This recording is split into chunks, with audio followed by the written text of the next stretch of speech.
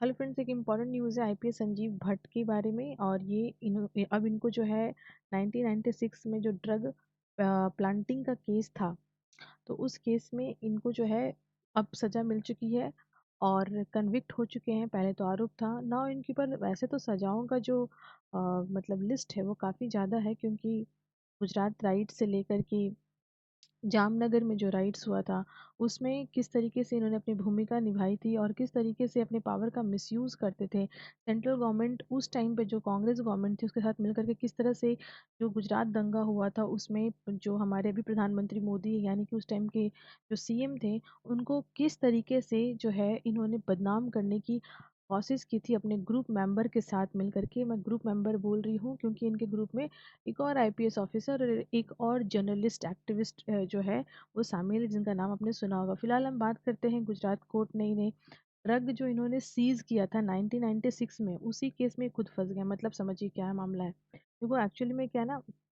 कि ये जो मामला था वो 1.5 केजी यानी कि 1.5 किलो के आसपास ओपियम जो है होटल रूम में पकड़ाया था। पकड़ने वाले ये खुद थे। पालनपुर एरिया में होटल था उस टाइम पे। ये जो है बनासकंठा जो डिस्ट्रिक्ट था वहाँ पे ये सुपरिटेंडेंट पुलिस थे। दरअसल बात ये है कि एक पर्सन होते हैं जिनका नाम आपको ध्यान में रखने की वैसे तो विशेष आवश्यकता नहीं है, लेकिन वो राजस्थान के लॉयर होते हैं, सुमेर सिंह राजपुरोहित। तो ये पर्सन उस होटल में रुके रहते हैं और इस पर्सन के होटल में रुकने के बाद ये जो आईपीएस ऑफिसर उस टाइम पे रहते हैं, वो इनसे अपनी पुरानी दुश्मनी दुश्मनी इन द सेंस कि प्रॉपर्टी का इशू था। प्रॉपर्टी खरीदना था और प्रॉपर्टी बेचना था। इस मैटर में ये पर्सन जो है वो जाते हैं, होटल में रुके रहते हैं। इनको पता रहता है, सूत्रों से इनको खबर रहती है और वहाँ पे जाकर के होटल में ये ओपियम रखवा करके उनको गिरफ्तार कर लेते हैं। लेकिन बाद में अभी ये मैटर जो है पलट जाएगा। पलट कैसे जाएगा? मतलब आपने जो है जाल मतलब बनाया है किसी और को फंसाने के लिए, खुद उसमें फंसने वाले हो। अभी तो पता नहीं चला, लेकिन यहाँ पे जो है उन्होंने पहले तो राजपुरोहित को काफ़ी लंबे समय तक टॉर्चर किया। इस मैटर में वो फंसे रहे। और दूसरा जो इनके ऊपर एलिगेशन लगता है वो एलिगेशन ये लगता है 1989 में इन्होंने जो है जामनगर में जो दंगा हुआ था, राइट्स हुआ था, उसमें 150 व्यक्ति को गिरफ्तार किया था इन्होंने। और उसके बाद जो है एक व्यक्ति की मृत्यु हो जाती है उसमें। और बाद में ये कहते हैं कि उनकी किडनी फेलियर हो गई थी, इस कारण से मृत्यु हो जाती है। लेकिन जब उनके फैमिली मेंबर जो है वो इस मैटर पे जांच करवाते हैं, तो ये मालूम चलता है कि ये टॉर्चर के कारण मरे हैं। और इसके बाद जांच शुरू होती है और फिर ये उसमें टॉर्चर के कारण इनके कस्टडी में किसी व्यक्ति की मौत हो जाए तो उसके खिलाफ जो है केस हुआ।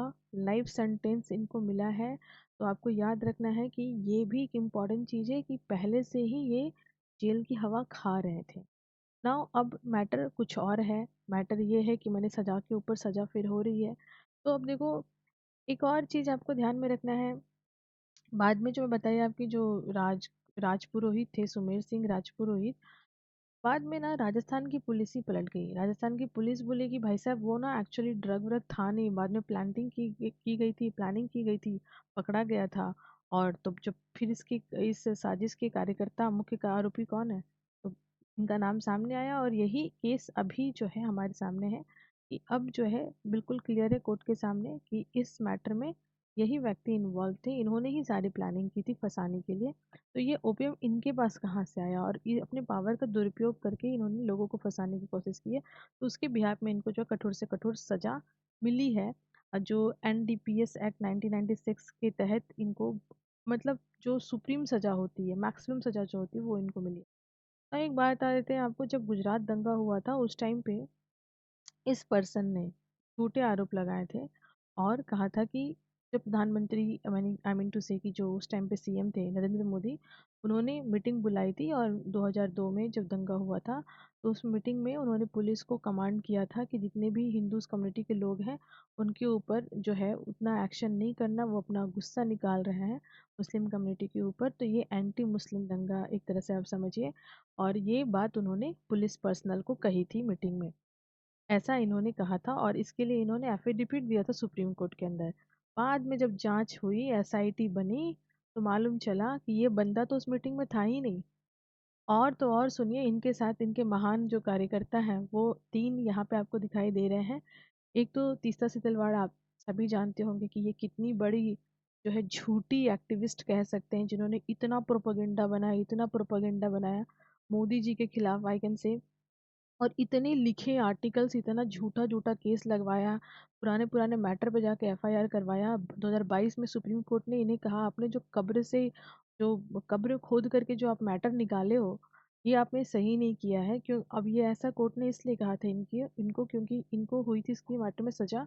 और दरअसल बात ये थी कि ये जो है झूठे एलिगेशन लगा के केस बना करके इस मैटर को बहुत ज़्यादा हाईलाइट की थी, छवि खराब करने की कोशिश की गई थी करेंटली जो हमारे प्रधानमंत्री हैं उनकी। लेकिन देखो, होता क्या है ना कि जब जांच होती है तो चीज़ें सामने होती हैं, तो उसमें मालूम चला कि ये सारे आरोप जो है वो झूठे ही हैं। और ये एक दिन का, 2 दिन का, ये ऐसा नहीं है कि प्रधानमंत्री बनने के बाद सत्ता का उपयोग किया गया जी, नहीं। 20-22 साल तक ये मुद्दा चला है। मतलब लंबे ट्रायल के बाद कोर्ट इस नतीजे पे पहुंची थी। और उसके बाद फिर इनको जो है जेल हुई। फिर इन्होंने बेल के लिए अप्लाई किया। फिर इन्होंने एफआईआर हटाने की बात की। कोर्ट ने कहा कि आपने जो गड़े मुर्दे उखाड़े हैं, मेरी इच्छा नहीं है कि मैं आपका जो एफआईआर है वो रद्द करूं। तो अभी राइट नाउ ये 2023 लास्ट में जो है एंटिसिपेटरी बेल पे बाहर है for the time being. Now जो दूसरे पर्सन दिखाई दे रहे हैं, अभी तो आम आदमी पार्टी के कार्यकर्ता हैं, लेकिन ये भी इन्वॉल्व थे इस मैटर में, और ये भी आईपीएस ऑफिसर थे, ठीक है। और इन्होंने तो, जो नंबी नारायण है, आपने नाम सुना होगा, नंबी नारायण ईश्वर के जो साइंटिस्ट हैं, उनको भी इस मैटर में घसीट दिया था। तो ये 3 के 3 व्यक्ति जो हैं बिल्कुल इसमें इन्वॉल्व थे।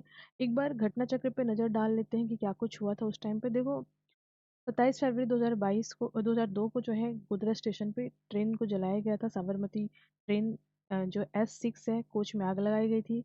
लगभग 60 लोगों से अधिक लोगों की जान गई थी, 59+ लोगों की जान गई थी।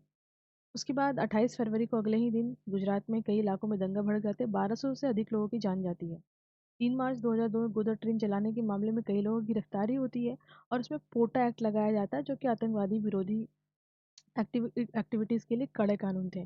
पर चूंकि केंद्र सरकार उस समय जो है इस मैटर को चेंज करती है, थोड़ा सा दबाव डालती है, और उसके बाद यहाँ पे हम देखेंगे कि लग जाता है, पोटा एक्ट हटा दिया जाता है। फिर दोबारा जब है, इस टाइम पे आपको एक चीज़ ध्यान में रखना है, इस टाइम पे केंद्र में जो सरकार है ना, वो खुद बीजेपी की ही सरकार रहती है। इसमें अटल बिहारी वाजपेयी जो होते हैं वो सीएम होते, प्रधानमंत्री होते हैं हमारे, और सीएम होते हैं आपके मोदी जी।